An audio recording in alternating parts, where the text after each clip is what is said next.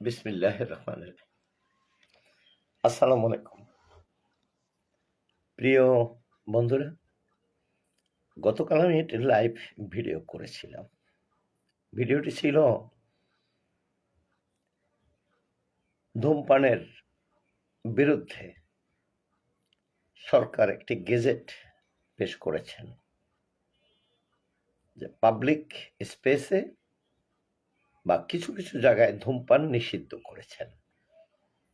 আমি তার পক্ষে বিপক্ষে কিছু কথা বলেছি এবং বলেছিলাম যে সারা বাংলাদেশে যেখানে ময়লা এবং আবর্জনা, রাস্তার ধুলাবালু, গাড়ির কালো ধোঁয়া, রোলিং মিলের কালো ধোঁয়া, এগুলো জনগণের জন্য অত্যন্ত ক্ষতিকর। আমি একজন সাধারণ মানুষ হিসেবে আমি মনে করি ধূমপান স্বাস্থ্যের জন্য এবং অর্থের জন্য অত্যন্ত ক্ষতিকর, কিন্তু পরিবেশের জন্য ক্ষতিকর এটি আমি মানতে মোটেই রাজি নই। সিগারেটে নিকোটিন আছে। এই নিকোটিন যার শরীরে অ্যাডজাস্ট হয়ে যায় সেই ধূমপান করে, কিন্তু মেজরিটি লোক ধূমপায়ী। শতকরা 80% মানুষ বাংলাদেশের ধূমপায়ী। বর্তমান সময়ে মেয়েরাও ধূমপান করছে।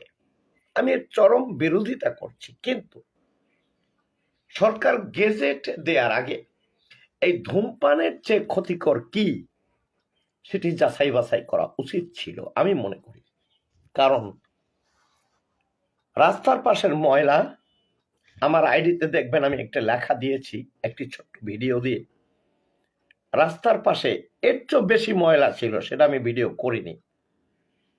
সরকারের উচিত যে জনগণের ট্যাক্সের টাকায় সরকার চলে, জনগণ সরকারকে ট্যাক্স দেয়। আমরা প্রতিনিয়ত প্রতি পদে পদে কিন্তু ট্যাক্স দিয়ে আমরা এই বাংলাদেশে বসবাস করি। এবং সিগারেট মানুষ টাকা দিয়ে কিনে খেয়ে ধোঁয়াটা উড়িয়ে দেয়। এই ধোঁয়া কতটুকু মানুষের জীবনে ক্ষতি করে, নাকি গাড়ির কালো ধোঁয়া? একটা গাড়িতে যখন পিক আপ দেয় একটা ট্রাক বা একটা বাসে, সেখান থেকে যে পরিমাণ কালো ধোঁয়া বের হয়, 1000 সিগারেটের ধোঁয়ায়ও সে ক্ষতি হয় না। আমি মনে করি সচিব সাহেব হয়তো আমার এই কথাটি যাচাই বাছাই করে দেখবেন। আপনারা সচিবালয়ের যে রুমে থাকেন সেখানের পরিবেশ, আপনার বসত বাড়ির পরিবেশ, আপনি যে রাস্তা দিয়ে চলাচল করেন তার পরিবেশ, এবং আপনি যে গাড়িটিতে চলেন তার পরিবেশ অত্যন্ত সুন্দর, সুরক্ষিত। কিন্তু লক্ষ লক্ষ কোটি কোটি জনগণ যেই সবে স্পেসে বসবাস করে সেখানের অবস্থা খুবই শোচনীয়।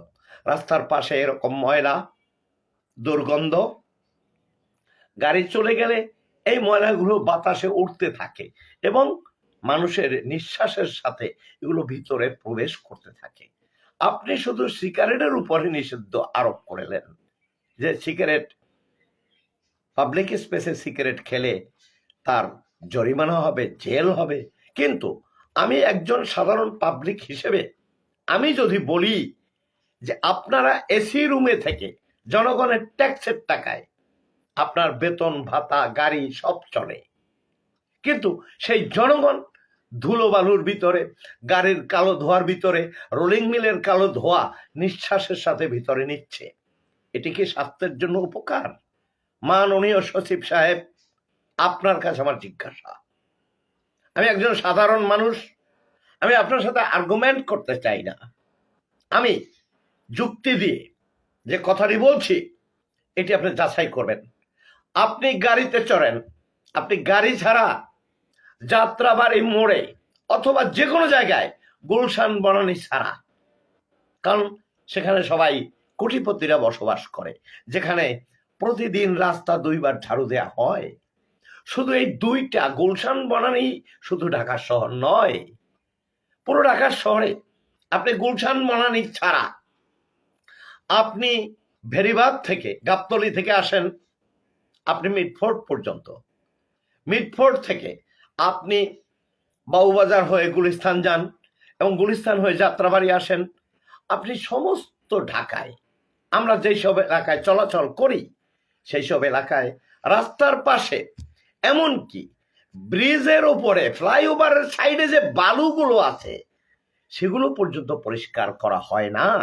সেখানে আপনি জনগণ বাংলাদেশের টোবাকো কোম্পানি থেকে কোটি কোটি টাকা রেভিনিউ নেয়, তারপরে এই সিগারেটকে জনগণকে এই ধূমপান করার জন্য পারমিশন দিয়েছে।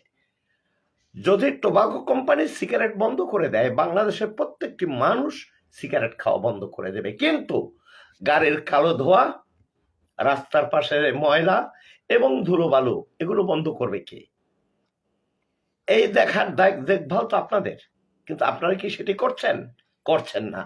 আপনারা সুরক্ষিত জায়গায় থেকে খুব সুন্দর সুন্দর গেজেট দেন আর সুন্দর সুন্দর কথা পাবলিকের উদ্দেশ্যে থ্রো করেন। এটি বন্ধ করে দিন। প্রথমত, সিগারেট বন্ধ করার আগে আপনি রাস্তার এইসব নোংরা, এই ময়লা এগুলো পরিষ্কার করতে হবে। সমস্ত ঢাকা শহরে এগুলো পরিষ্কার করতে হবে, কারণ জনগণের ট্যাক্সের টাকায় কিন্তু আপনার বেতন হয়। আপনি সেই জনগণের উপরে অন্যায় কোনো আবদার চাপিয়ে দিতে পারেন না। অন্যায় আবদার আপনি কেন চাপাবেন? আপনি যদি আপনার ক্ষমতা থাকে, আপনি টোবাকো কোম্পানি বন্ধ করে দেন সিগারেট তৈরি করা। পাবলিক স্পেস না, কোনো স্পেসে কোনো মানুষ সিগারেট খাবে না, কিন্তু আপনি সিগারেট, প্রত্যেকটি লোক জানে যারা ধূমপান করে যে সিগারেট স্বাস্থ্যের জন্য ক্ষতিকর এবং অর্থের জন্য ক্ষতিকর। এখানে অনেক অর্থলগ্নি হয়। এমনও আছে একটা মানুষের দৈনিক যে পরিমাণ টাকার সিগারেট লাগে তাতে একটা ফ্যামিলি চলে, কিন্তু এর পিছনে তো অনেক কাহিনী আছে। যে সিগারেটটি খায়, ধূমপান করে, সেটা অভ্যস্ত, সেটা করবে। আপনি রাস্তার ধুলোবালুর দিকে তাকালেন না যে এই ধুলোবালুর মানুষের নিঃশ্বাসের সাথে মানুষের ভিতরে প্রবেশ করে মানুষের ফুসফুসে রোগ হচ্ছে, অ্যাজমা রোগ হচ্ছে। আপনারা সেই দিকে লক্ষ্য করলেন না। মোবাইল কোম্পানি কিভাবে মানুষের কাছ থেকে হাজার হাজার কোটি টাকা হাতিয়ে নিচ্ছে সেদিকে আপনারা নজর দিলেন না। কিছুদিন আগে গ্যাসের দাম ছিল 1300 টাকা, সেই গ্যাস এখন 1800-1900 টাকা। আপনাদের দেখার দায়িত্ব এগুলো। কে সিগারেট খাইলো, কোন স্থানে খাইলো, সেটি দেখার দায়িত্ব। মনে হয় এই দায়িত্ব পালন করার জন্য আপনাকে সচিবালয়ের মতো অত সুন্দর জায়গায় বসানো হয়নি। এটা পাবলিকের কোনো উপকারে আসবে না। আপনার এই কথা বা আপনাকে দিয়ে পাবলিকের কোনো উপকার হচ্ছে না। আপনি বরং পাবলিকের উপরে একটি বোঝা চাপিয়ে দিলেন পাবলিক স্পেসে সিগারেট খেলে। আরে ভাই, সিগারেট এই যে মানুষ লেখে, প্রথম সিগারেটের গায়ে লেখেছিল ধূমপান মৃত্যু ঘটায় না, ধূমপান মৃত্যু ঘটায় না, ধূমপান স্বাস্থ্যের অবনতি ঘটায়। মৃত্যুর মালিক আল্লাহ, এটি যিনি লিখেছেন তিনি অবশ্যই নকল করে লেখাপড়া করেছেন। ধূমপান স্বাস্থ্যের অবনতি ঘটে। যখন মানুষের বয়স 50 আপ হয়ে যায় তখন এই ধূমপানের গ্যাসে মানুষ একটু দুর্বল হয়। কিন্তু এই পৃথিবীতে হাজার হাজার না, কোটি কোটি মানুষ আছে যে 80, 90, 100 বছর বয়স, এখনো তারা প্রচন্ড ধূমপান করছেন। তারা বড় বড় গবেষক, বড় বড় ইঞ্জিনিয়ার, বড় বড় লেখক, তারা ধূমপান করছেন। কই, ধূমপানের কারণে সে তো 60 বছর বয়সে মারা যায়নি। কিন্তু একটি লোক জীবনে ধূমপান করেনি, সেই লোকটা 50 বছর বয়সে ফুসফুসে ক্যান্সার হয়ে মারা গেল। এটি আপনি কার দোষ দিবেন? সিগারেটের?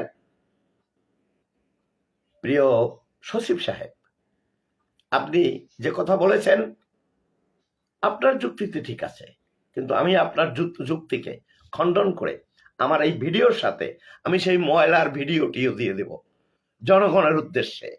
আমার কথাটা কতটুকু সত্য বা আমার কথায় যুক্তি আছে কিনা এটি যাচাই বাছাই করার দায়িত্ব সমগ্র বাংলাদেশের সকল মানুষের। প্রিয় বন্ধুরা, সবাই ভালো থাকবেন। আল্লাহ হাফেজ।